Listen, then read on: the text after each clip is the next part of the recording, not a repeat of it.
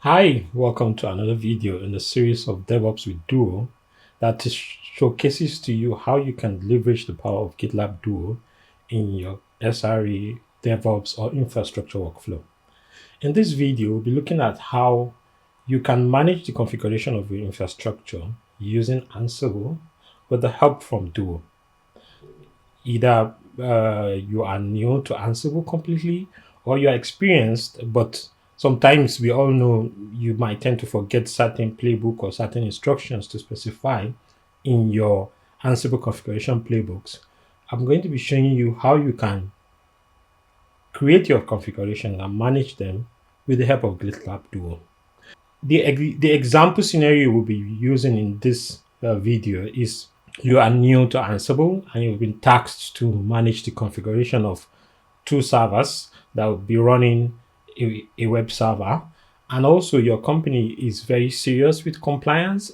And as a fintech organization, for example, they want to ensure that each of the servers meets the PCI DSS regulation. I'm going to be providing a link to that regulation. All these are new to you, or you are experienced DevOps engineer, but some of these things are new to you and you want to be able to deliver quickly and efficiently. This video, like the other ones in this series, might be long, so I'll be providing chapters in the description of this video so that you can jump to specific chapters that might be of interest to you. I'll also be providing a link to all the resources mentioned in the video. Thank you. Let's head on to the demo. Now, for this particular example, we'll be creating a configuration with Ansible for two servers. I'm using virtual machines that have been created in my home lab.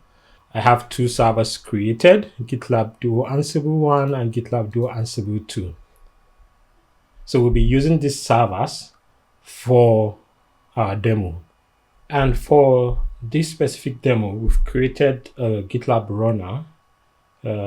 Normally, when you're using GitLab.com, you have an array of SaaS runners that you can use on GitLab.com. But because these servers are running in my home lab, I've created a GitLab runner and set it up so that the runner can execute necessary jobs on the same network that my servers are running on, which is my local network here. So we have our runner set up here.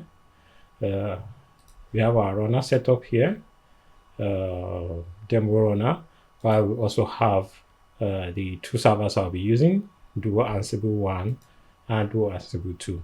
So I'm using, for my virtualization environment on my home lab, I'm using Proxmox in case you, like you see here, Proxmox to run the servers.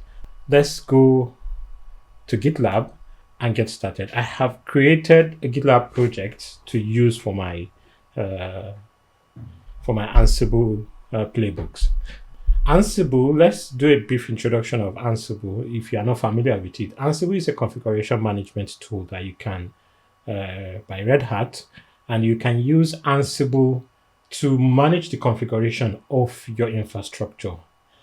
We have infrastructure as code or infrastructure orchestration with tools like Terraform and others. Then we have configuration management. Infrastructure orchestration is basically creating the infrastructure resources that you want to create. Like, okay, you provision your VMs, you provision your resources and cloud providers and so on. But then, for example, like VMs, you want to be able to manage the configuration of everything that is installed, all the settings that are created, and all the things that are done on the servers, so that you know what exactly has been configured on them, and you want to be able to replicate those configurations anytime, especially when you have a cluster or a lot of VMs to manage at the same time. So that is where Ansible comes in, and you can access Ansible on their website, Ansible.com. So you can access the documentation to learn more about what Ansible is and how to work with it, what is an Ansible Playbook, and so on. There's also Ansible Galaxy. Ansible Galaxy is like a package registry where people create ready-made playbooks, that instead of you to create your own Ansible playbook for everything, there are people who already have playbooks that have been created for different purposes. They are stored in the Ansible Galaxy. Ansible Galaxy is like a registry, so you can access the different collections that have been created, or you want to set up Nginx websites. Instead of you to write everything yourself, you can use the collection, add some variables to it, and get what you want. Some of them are provided by organizations, while some are individuals who have posted them online. So if you want to learn more about Ansible, you can access the documentation and to get you started with Ansible. Now let's go back to our demo. Here we have our project. It just contains a README. We want to start writing our instructions. Let's start. I'm opening the IDE and assuming, okay, I'm new to Ansible. We're like, okay, where do I get started? Let me start with GitLab Duo. Let's create Ansible playbook to configure. My typing is a bit awful today. To configure 2 servers with Nginx running. Okay, let's start with this. Oh, my Ansible is even wrong, but Duo should be able to get it correct. I think I added a B somewhere here. Yeah, so Duo will give us, it's currently working on an answer, and it will give us instructions. Okay, I'm new to Ansible, this is how I can get started, and so on. Okay, let's scroll. Let me adjust this a bit so we can see the instruction. Interesting. So it says, here's an example of a playbook to configure 2 servers with Nginx running. Okay, what is our Ansible that Duo has provided? What can it do for us? Okay, it's saying configure servers with Nginx. This is the name of our role that's going to happen, and what servers is it going to target? All of them. Okay, then we have become. Become here is telling Ansible to use sudo. That's, when you want to write your instructions, you do apt install this or apt install that. We are telling you that, okay, we are going to use a user for this instruction that we want to execute. You should use sudo. That is, do use become is set to yes, do sudo whenever you need to. So the first thing it's doing is to update our cage. It's installing Nginx, and it's ensuring that Nginx is running. And here, it's configuring our Nginx for us with some basic instructions. Then it's creating a basic index.html file so that we can test, is our server running? Now let's see. Let's copy this. This is good. So we can copy this, create a file, let's paste. Then, okay, it's suggesting that we should name our playbook this. Let's do that. Let's save. Okay, this is our project, and we put this configure nginx.yaml. Okay, now then the next thing is our inventory. For Ansible to work, you need an inventory with a list of servers that you want to target. These the servers you want instructions to be executed against. So it's suggesting we set up our inventory file this way. Now let's create an inventory file.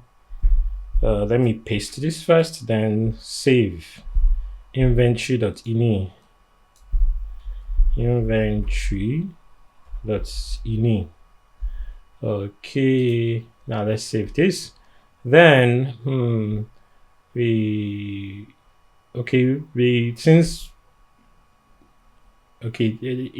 it has also added to the inventory how it should communicate with our server, because Ansible uses SSH to communicate with the server. So here it's saying this is the user Ansible should use. Our user is Ubuntu, and this is how it should access the private key. Ansible communicates with server over SSH, so you can specify in the inventory file where the location of your private SSH key, so it can communicate with the servers effectively. Also at the top here, it's listing, okay, these are the servers it will be talking to. We have server 1 and the IP address, server 2 and the IP address. Let's go to my Proxmox console to confirm what the IP addresses of my instances are. Now, let me come here and go to GitLab Duo 1, this server, go to the console and check if config. Okay, 192.168.2.216. So let's include it here, 192.168.2.216. And let's check for the second server also. Duo 2. Duo 1.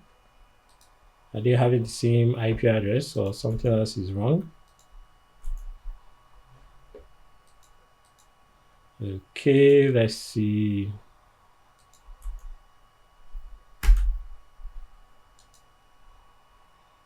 It's not load. Okay, now let's try if config. Okay, 2.216. That is for Ansible 1. Then let's switch to server 2. If config 2.179, 192.168.2.179. Awesome. And the location for our key, we can either use this or set it up via CI. I would go with the option of setting it up via CI instead of specifying the key here. Now, the next thing is for us to run our playbook with this instruction. Okay, but we can't run it in the terminal here ourselves. We want to do it in CI. So now, let's create a GitLab CI configuration to run our playbook. Okay, this way, so that it runs in GitLab CI, and anytime new changes are made, we are able to see, okay, what's the current state of the configurations for our server, and we can always deploy automatically. It also makes it collaborative within a company. Oh, awesome. So it has created this for us. So we have, it's using the Python, because Ansible is built with Python. It's using a Python image. We have the deploy stage. We have Ansible host check-in is set to false. Then it's installing SSH to make sure SSH is installed. It installs Ansible, set up our key. I have a key already added to my project variable, so this should work. And it's setting the necessary permissions for the SSH to run. And here, it's echoing our inventory. It's not necessary to echo our inventory because we already have it as a file. So it just needs to use it as a file, inventory .ini. Okay, but this just deploys. What if we want to test, do a dry run first before any change is made? Let's modify the CI script to include a dry run before actual deployment. Okay, let's see. It should be able to modify our script for us, and add an extra job that does test before the actual deployment is done. You always want to make sure whatever instructions you've created actually works before you lock yourself out of a server. Okay, let's review this. It has modified our CI now to moving some part of the deploy job. This is what it looks like before. We had a before script, and also it was echoing our inventory here. Now it has moved some of that, the before script, to a section that is shareable with other jobs here, so all of them can include it. Then it has created an extra job, dry run, where there's the check and diff. Okay, what's the difference between the old one and current one? And also do a check, not the actual deployment. Now let's copy this and create a .gitlab-ci.yaml file. Okay, here we go. Let's paste this and we save it as .gitlab-ci.yml. Awesome. So we have our CI file. Okay, let's see if this would work. We have our inventory file. Now let's commit initial configuration script. Now let's commit and push to main. For our use case here, we can just put directly to main. So let's go to the project and see, do we have a CI job running or how? Okay, awesome. So let's see, we have our job is running. Okay, it's using a GitLab runner instead of my local runner to execute the job. So let's change that by adding tags. Now my runner, let me show you briefly. My runner here is tagged as local. Now you see here local, so I can specify jobs that will run on it. So let me go back and change my code here, tags to local. The same thing for the deploy here. Now let's say tag jobs to run on local runner. Now let me commit and push. Now you see our job here failed. So let's do a bit troubleshooting. Let's troubleshoot first to see what exactly is the issue. Now here, the troubleshoot, we're using a GitLab Duo feature called root cause analysis. When your job fails, you can, instead of you to dig in and start doing a lot of investigation, you can dig in to understand, okay, why did my job fail? And what are the possible suggestions of things I can do to fix the error? So here GitLab is telling us, okay, it has read through our job and says, this is what happened. The error suggests that the SSH agent is not running or not accessible in the current environment. The SSH agent is responsible for managing SSH keys. So the job appears to be running as a Docker container. Okay. Then to resolve this issue, you can start the SSH agent manually by attempting to add the key. Here's an example of how to modify the relevant part of the CI job. Okay. It wants us to do this. Okay. Then additionally, you may want to add an error handler and a verbose output to help diagnose further. Okay, so it says we should add this to fix the SSH issue that we have in our script. So let's go here and check. Okay, this is where we need to do that. So let's copy this part of our of the suggestion and add. So it says we should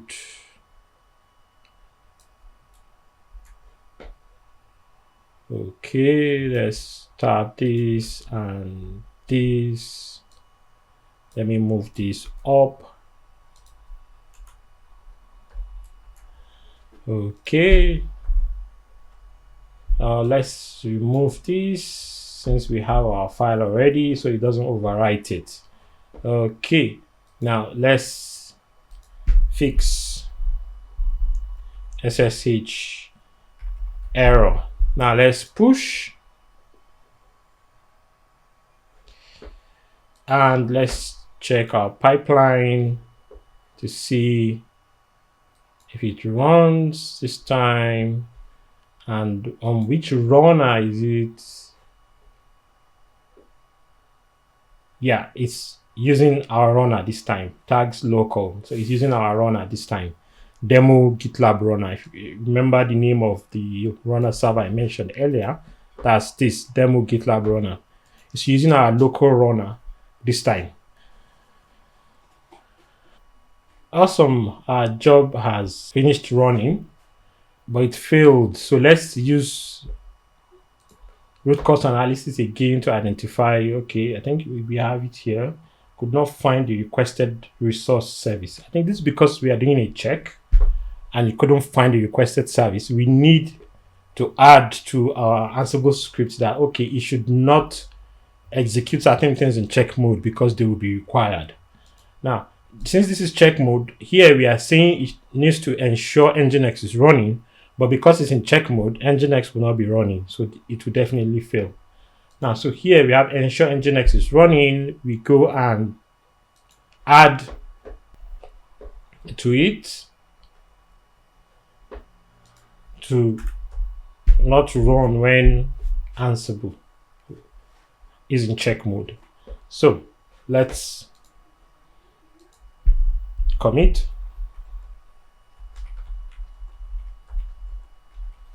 Fix check mode error for Nginx. Now let's push again and double check again with our pipeline to make sure everything we have is working. Awesome, we failed again, but let's double check our job to see what exactly it's doing. Now, the first thing here, when you run an Ansible check, it will go through each and every part of your playbook instructions that you've specified. Okay, you see, for example, here is gathering facts about the server, confirming if everything it needs to function is there and if it can connect to it. Then, okay, it tried the first instruction, which is to update apt cache. Yes. Okay, it checks, can it install Nginx and all the necessary configuration that was specified? Yes. But can it reload Nginx? Oh, we could not find service. I think we missed the same thing we fixed for checking if Nginx is running. We need to do the same for this. That's this. And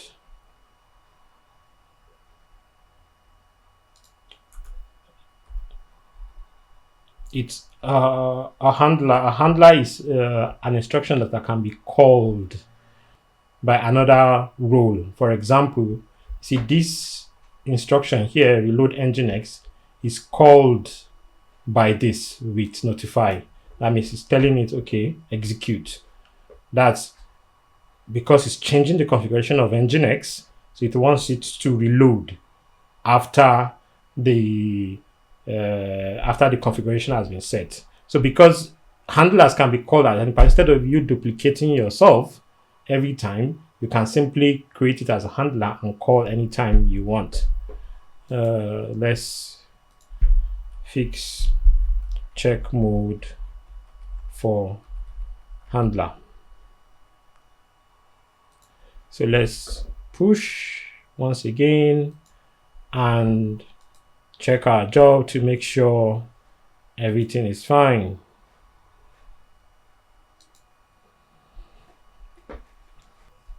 Awesome. Now our check has passed, which means every part of our script is working fine, and we can either proceed to deploy. Our job has set the deploy instructions to manual, so that until we ensure the job works fine and all our instructions will pass the check before we can do an actual deployment. Now let's go back to our playbook here, then add more instructions. Part of the thing we want to do is, after ensuring Nginx is working, we want to ensure the servers are properly synced to time servers, and then we want to make sure the servers are following PCI DSS regulation. So let's add some of those instructions. Let's work with Duo to add some of those instructions to it. Now, let's add to our configuration.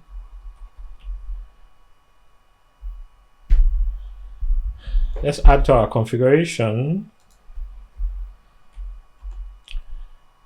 instructions to set up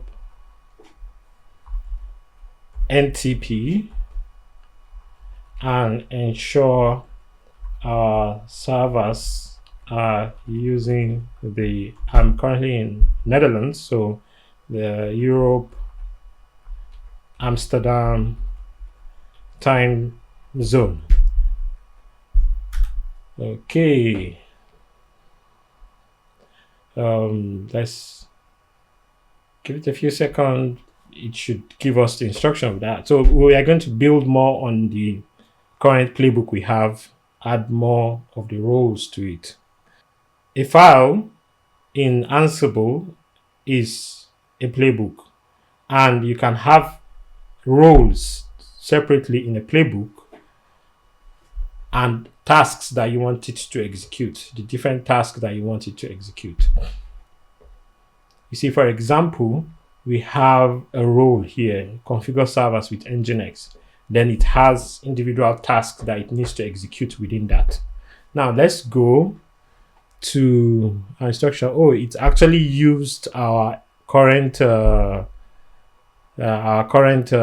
configuration and modified it. So here it's saying, it wants to, let's modify it to say install Nginx and NTP. Okay, then ensure NTP is running, and here. So let's copy this part and replace our existing instructions here. So this way. Awesome. So here it will install Nginx and NTP. Then it will ensure they are both running and set our time zone to Europe and Amsterdam. So let's make sure this works with check. Ensure it's running. Here, let's do this, and let's do this also.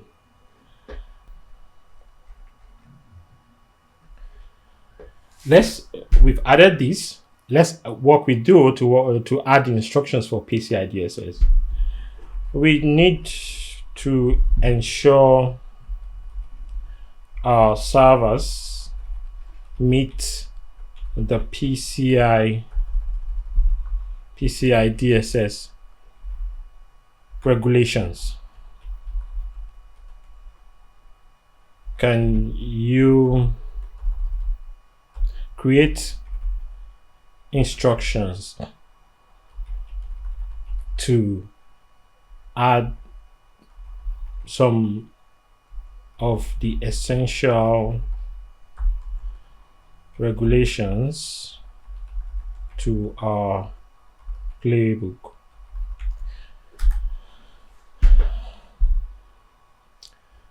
Yeah, the PCI DSS, let's check on PCI DSS. PCI DSS is a regulation that is mostly used by financial organizations who manage card data or financial data. So it ensures that you can handle those card data securely, and it's extensive. I've being a part of a few PCI DSS reviews with companies in the past, and it can be a lengthy instruction. One way to ensure that your organization meets this regulation is to create configurations or Ansible playbooks that will document all the instructions, all the compliance that you are meeting for PCI DSS. And anytime new servers are created, you can replicate those configurations. You don't need to manually configure the servers to meet it every time. And you can add more. It's also a way to show the regulators that, okay, these are the configurations we have and how we are meeting them. Now, let's go back to our Duo charts to see some of the regulations that it's recommending for us to add. Okay, awesome. Now, certainly here are instructions to add some essential PCI DSS regulations to our Ansible playbook. The additions will help improve security posture of your server. The first one is add the following tasks to your. Okay, so let's check them first. The first one is to ensure a firewall is present, then enable the firewall, deny, then allow SSH, which is necessary for us to connect to it, allow port 80, then install fail to ban, okay, and ensure it's running, then add some strong password policies. Yeah, it's always important. Then configure SSH with certain let me extend this so we see it clearly. It says here, configure SSH with certain policies like permit root login, no, password authentication for root is set to no, and so on. Then restart our SSH. Then here, it should install auth edit and ensure it's running.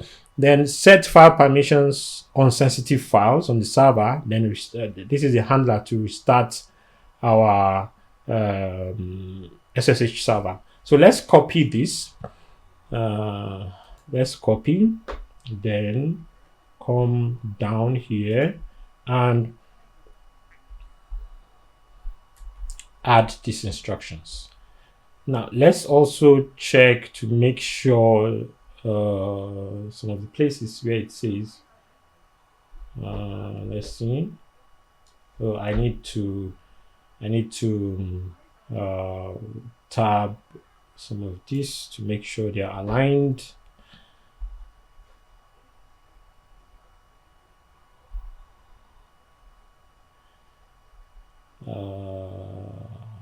Are they aligned now? Yes, they are. So let's also make sure all the places where there are ensure to make sure that they don't fail during checks. Okay, we have these. We have install. Let's check. We have this. We have install fail to ban, install firewall, ensure enable firewall. Okay, this we can add this also, and let's check this. Okay, this is not aligned, so let's move it so it's aligned. Let's move this so it's aligned, and we have multiple handlers. Let's remove one of them and add here. Let's move this here and make sure this is also added here. Oh, I did a cut instead of a copy. Let's so we've added those. What else? Now add these variables at the top of your playbook. Okay, PCI approved packages, PCI remove packages. Okay, packages that need to be on the servers and those that need to be gone. So let's add the top. So let's add them here. That's variables. Then add the task. Add a task to remove insecure packages. Okay, let's do this, and we can add it at the towards the end here, paste, and now let's also check modify your existing package installation task to include PCI DSS approved. Yeah, okay. Yeah, so the one we had earlier before, so we'll add this line to it. So you see, it understood that we had something like this before, and we are going to add to it.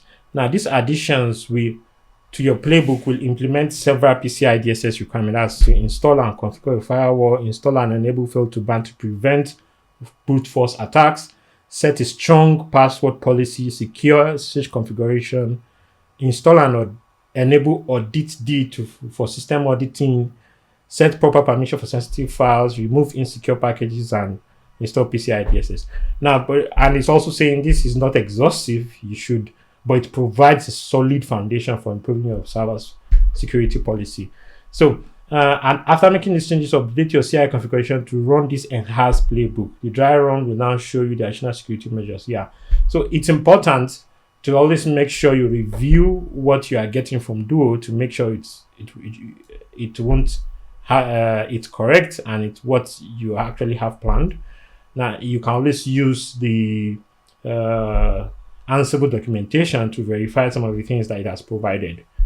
Now, let's commit this and see if it passes our check. Now, let's go and say, okay, updated playbook with PCI DSS configurations. Then commit. Now let's go to our project, check pipelines, and confirm if our dry run passes. Okay, our job failed, so let's use root cause analysis to check what went wrong. Okay, the job failed. Ensure the target servers have. Okay, so let's check. Here it says install Nginx NTP. Let's see. The job failed because during the Ansible Playbook execution, especially in the task install. The error indicates are not available for installation. Okay, package repository on the target servers are not properly configured. Okay, it's important to know that the playbook successfully updated the app cage before attempting to install the packages. To resolve the issue, here's an example of where you might modify. Okay, update apps. Okay, it's saying we should ignore the errors first. We change this here and ignore the errors because we've not done apt update on the servers yet. Okay, now let's do that, and let's go back here and add this.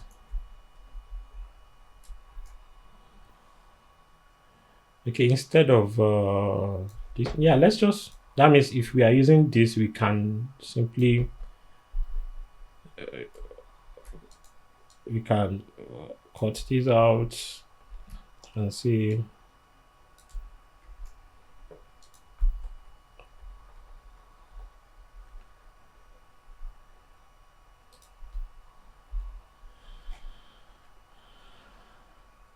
Awesome. Now let's save, fix, failing, install, check. Now let's commit and check again. It's important to make sure everything is fine before we do an actual deployment. So let's check if our check passes this time. Okay, our job failed once again. Let's double check which part of the job is failing. Set strong password policy. And it says destination does not exist. We might need to add a not check mode instruction here, but let's see what Duo thinks. Because I've been in situations whereby I was actually reading the wrong thing as the issue in the job log, then Duo points me in a different direction, which was the correct thing. Now, okay, it says here that the job failed to the two main reasons: missing security packages, okay, and missing password quality file. However, this file does not exist on the target system causing the task to fail. The second issue is the primary reason for the job failure. That is this, as it was not ignored and caused the playbook to exit with an error. Yeah, we still need to fix our check. I think it's what I was thinking. For the missing security package, you can add a conditional check to only install if they are available. Okay. To only install if they are available. Okay. When Ansible distribution is Ubuntu or Debian. Yeah, we are using Ubuntu Jammy 22.04. For the missing password quality configuration file, you can add a task to create the file if it doesn't exist. Okay. Here, that is, we create the file here. So let's do that and try our job again and do a check again. It's always good to ensure everything checks and everything is fine before we do actual execution, so we don't go and nuke your servers. Okay, let's add this and move. Basically, we are creating it if it doesn't exist. Or since this is a check, we can probably ignore this file, since most likely it will be created when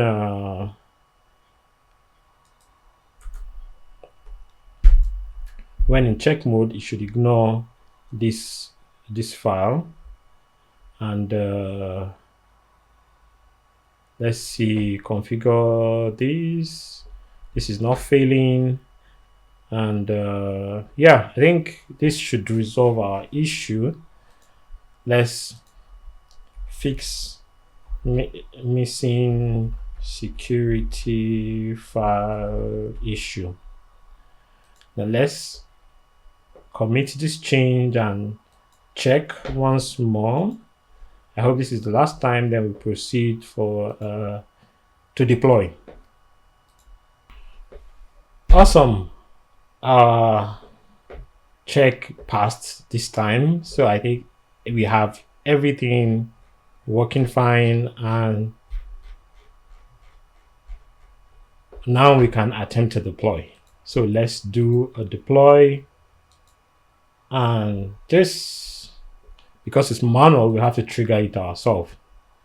Hopefully the job passes in one go and we don't have to investigate too much.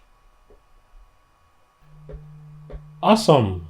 So all our instructions are deployed, they've executed. Now okay, let's see, we have a failure here. No package is matching UFW and failed to ban. Okay, because we ignored it. Okay, then we also have this set file permissions on sensitive files, etc.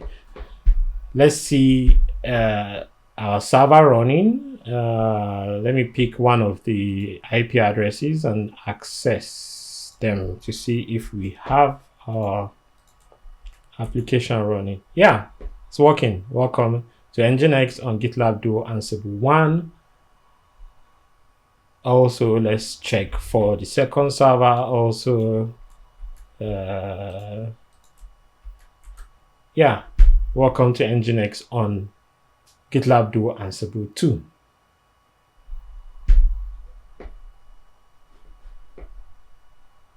This is the instruction we gave as part of our playbook here, where we said you should create an index.html file with the host name. This way we can test to see that it's working. We've seen how GitLab Duo enables you to, from an empty file, create Ansible configuration, refactor them. You can use root cause analysis to investigate certain issues that are happening, and you are able to have a full configuration going on.